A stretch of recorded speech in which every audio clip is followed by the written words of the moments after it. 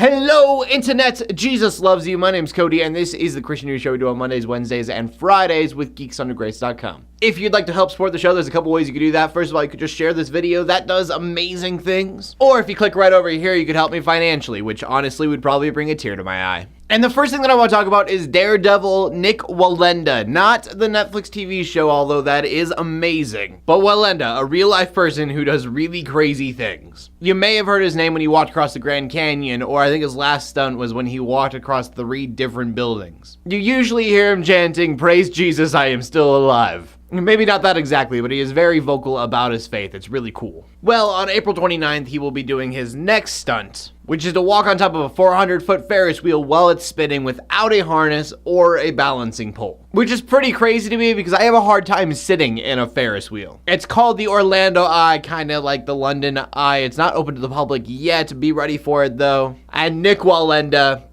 God bless. Next up, we need to talk about our friends, the Satanists. We've talked before about the Satanist activity book for children. Well, this one's a little different. It takes us to Duncan, Oklahoma. Basically what happened is a 3rd grade teacher gave her students Gideon's Bibles. Obviously not something you can do. There was a lot of backlash against it, including backlash from the Church of Armour. I don't know if I'm saying that correctly or not. And this is kind of interesting. Most Satanists are atheists, meaning obviously that they don't actually believe in a deity. And so most of these Satanist groups have been trying to do things like this to kind of be like, well, if you can do it, why can't we? Well, from what I've gathered, so I'm not an expert on this religion, but the Church of Armour does believe in Armour as a deity, as Satan, believing that if you did certain rituals every single night, you could unlock certain powers. But anyways, because the teacher was allowed to give her kids these Bibles, they want to also give their literature out to children. Specifically, the book Ahirmani Enlightenment, which is basically just what their religion is all about. And I have to be honest, I really do love the dialogue this creates because it brings out the hypocrite in me. If I ever have kids, I want to have a dialogue with them about different religions, but I don't want them to find out about some of them on the street.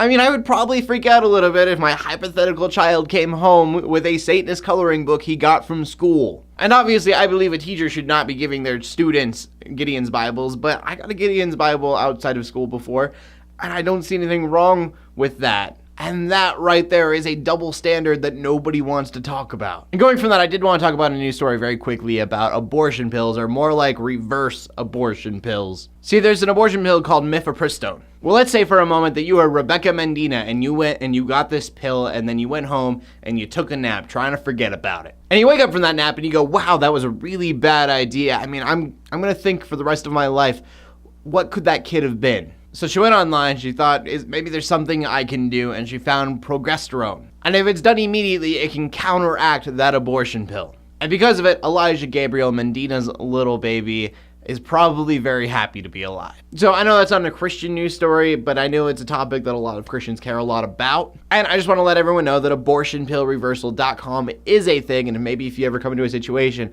where someone comes to you and they're like, I'm really regretting what I did, maybe you can help them with that. And hopefully it is used that way, and you guys don't just use this knowledge to shove your opinions down people's throats. And our final story of the day is a scary one. Of course, we were talking about ISIS again. But it's okay because this one is actually really big news. That is that ISIS camps have been found 8 miles outside of the United States border in Mexico. And that is a very big, scary deal. That means they are 8 miles away from the United States. And I know the United States always thinks, don't let terror win, don't be afraid. But everyone needs to understand that being a realist and being afraid are 2 very different things. To let ISIS be 8 miles from our borders and then pretend that everything is okay is extremely dangerous. That being said, continue your prayers out to the Middle East, who is being affected way more than we are, but also for our country, because they are right at our door. And that's where we end today's show, and I want to end on a lighter note than that, so our question goes back to Nik Wallenda. What is the most daring thing you've ever done? I guess for me, I used to have horses, and me and my horse were very close, so I could stand up on her, ride her backwards, all sorts of different kind of things, but it's not standing on a Ferris wheel. I want to know what you guys have to say, so please leave a comment in the comment section below with your answer. Make sure you check out geeksundergrace.com. My name's Cody Armour, bringing you Christian news in a not-so-boring kind of way every Monday, Wednesday, and Friday. In closing, let the haters hate, let the Christians pray, and to everybody like, subscribe. I will see you later, and God bless.